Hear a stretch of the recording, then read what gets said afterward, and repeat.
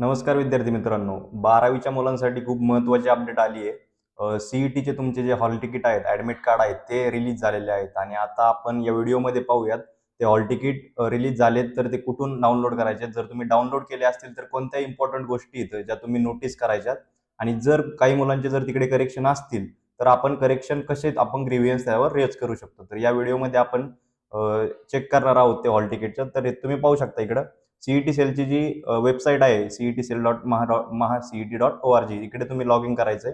त्यामध्ये इकडे गेल्यानंतर सीईटीच्या पार्टमध्ये इकडे क्लिक करून तुम्ही 2026-27 जे आहे तिकडे तुम्ही क्लिक करता. त्यानंतर जे तुमचं लॉग इन आहे ते लॉग इन होणार आणि लॉग इन झाल्यानंतर तुमच्याकडे अशी एक टॅब ओपन होईल.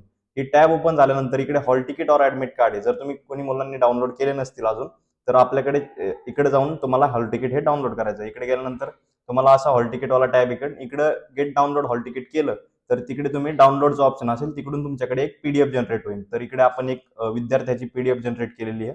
तर इकडे पाहू शकता तुम्ही आपल्याकडे एक हॉल तिकीट आपण एका विद्यार्थ्याचं डाउनलोड केलेलं आहे. यामध्ये तुम्ही पाहू शकता कोणत्या कोणत्या गोष्टी आहेत ज्या तुम्ही आपण नोटीस करायच्यात.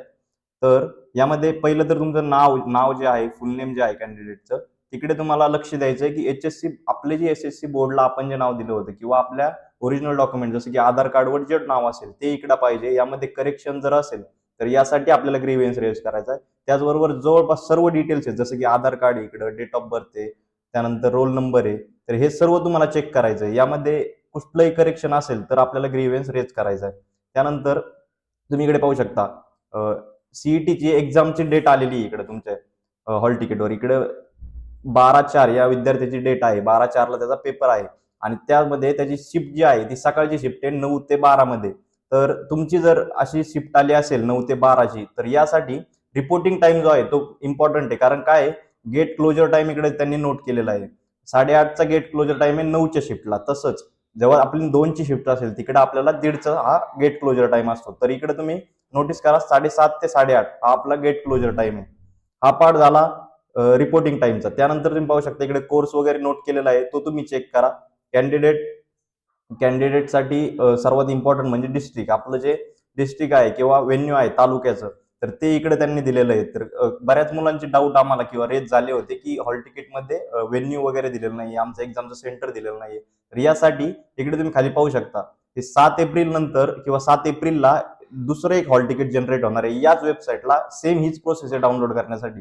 तर तुम्हाला जेव्हा 7 एप्रिलला जे हॉल तिकीट येईल त्यामध्ये इकडे जे सीईटी एक्झाम सेंटर ऍड्रेस आहे इकडे तुम्हाला तुमचा व्हेन्यू कोड, व्हेन्यू नेम आणि व्हेन्यू ऍड्रेस इकडे नोट केलेला असेल. तर हा पार्ट आहे. यामध्ये काळजी काय घ्यायची आपल्याला संपूर्ण जे आपले नोट केलेले यानंतर फोटो वगैरे सर्व क्लिअर पाहिजे. यानंतर साईन वगैरे आपली इकडे प्रॉपर पाहिजे जी आपण केलेली आहे ती ते तुम्हाला चेक करायचे. जर ती चुकीची असेल तर ग्रीव्हियन्स रेज करायचा. तो कसा तर आपण पुढे पाहूयात. त्यानंतर जेव्हा आपण हॉल तिकीट घेऊन जातो एक्झाम सेंटरला किंवा एक्झाम सेंटरला हॉल तिकीट बरोबर काय काय न्यायचं तर त्यामध्ये तुम्हाला फोटोकॉपी घेऊन जायची एक. फोटोकॉपी तुम्ही पाहू शकता इकडे please affix your recent colour photo sign. म्हणजे इकडे आपल्याला जेव्हा एक्झाम सेंटरला जातोय आपण तेव्हा आपल्याला एक फोटो इकडे अटॅच करायचा आहे. त्याचबरोबर त्यावर एक साईन करायची आहे एक्झाम सेंटरला जाताना एक्झामच्या दिवशी. आता नेक्स्ट पार्ट मध्ये आपण पाहू शकता जर आपल्या नावामध्ये किंवा Aadhaar card number, date of birth यामध्ये काही जर चूक झाली तर त्याचा ग्रीव्हियन्स कसा फील करायचा. तर तुम्ही खाली स्क्रोल केलं तर इकडे एक वेबसाईटची लिंक त्यांनी दिलेली आहे. तर तुम्ही तिकडे क्लिक केल्यानंतर तुमच्याकडे अशी एक टॅब ओपन होईल किंवा एक पीडीएफ ओपन होईल. तर हा आहे ग्रीव्हियन्स फॉर्म. तर यामध्ये तुमच्याकडे तुमचा फोटो वगैरे इकडे अटॅच करून अफिक्स करून यामध्ये तुमचं जर नाव चुकलेलं असेल, date of birth, application number, roll number, त्यानंतर नेम ऑफ द सीईटी आणि एक्झाम सेंटर डिटेल यामधले काहीही चुकलेलं असेल तर तुम्हाला इकडे ते नोट करायचंय. जसं तुमच्या हॉल तिकीटवर आलंय ते इकडे नोट करायचंय आणि त्याचा जी ग्रीव्हियन्सची जी पीडीएफ आहे ती तुम्हाला तुमच्या एक्झाम सेंटरला जे कोणी तुमचे सेंटर इन चार्ज असतात तिकडे तर त्यांच्याकडे ही कॉपी घेऊन जायची. आता यामध्ये बऱ्याचशा मुलांचा डाऊट असतो की एक्झामच्या डेलाच घेऊन जायचं हे. तर तुम्ही असं करू शकता जर तुमची एक्झाम 12 तारखेला 13 तारखेला अशा रेंजमध्ये आहे आणि जर आपल्याकडे टाइम आहे 7 तारखेनंतर जेव्हा आपल्याकडे प्रॉपर व्हेन्यू येतो आणि त्यामध्ये आपलं सेंटर येतं सीईटीचं एक्झाम हॉल सेंटर येतं तर तुम्ही तिकडे आधीच भेट देऊ शकता. हा फॉर्म तिकडे चौकशी करू शकता. त्या एक्झामच्या जे सेंटर इन चार्ज आहे त्यांच्याबरोबर तुम्ही चौकशी करू शकता याची. आणि सेम म्हणजे तुमची जर खरंच करेक्शन आलेलं असेल नावात किंवा डेट ऑफ बर्थ मध्ये तर तुम्हाला हा ग्रीव्हियन्स रेज करायचा आहे. ही पीडीएफ जनरेट डाउनलोड करायची त्यामध्ये फिल करायच्यात गोष्टी आणि ती पीडीएफ घेऊन तुम्हाला जे सेंटर इन चार्ज असेल त्यांच्यापर्यंत पोहोचवायची तर तुम्हाला एक्झाम हॉलला एंट्री मिळेल. तर हा पार्ट आहे. याचबरोबर जसं सांगितलं, जेव्हा एक्झामचा डे असेल त्या दिवशी तुम्हाला आधार कार्ड आणि एक फोटोकॉपी, त्यानंतर पेन स्वतःचं घेऊन जायचं आहे. तर अशा काही गोष्टी आहेत. यामध्ये डाउनलोड करण्याची प्रोसेस तर सांगितली तुम्हाला.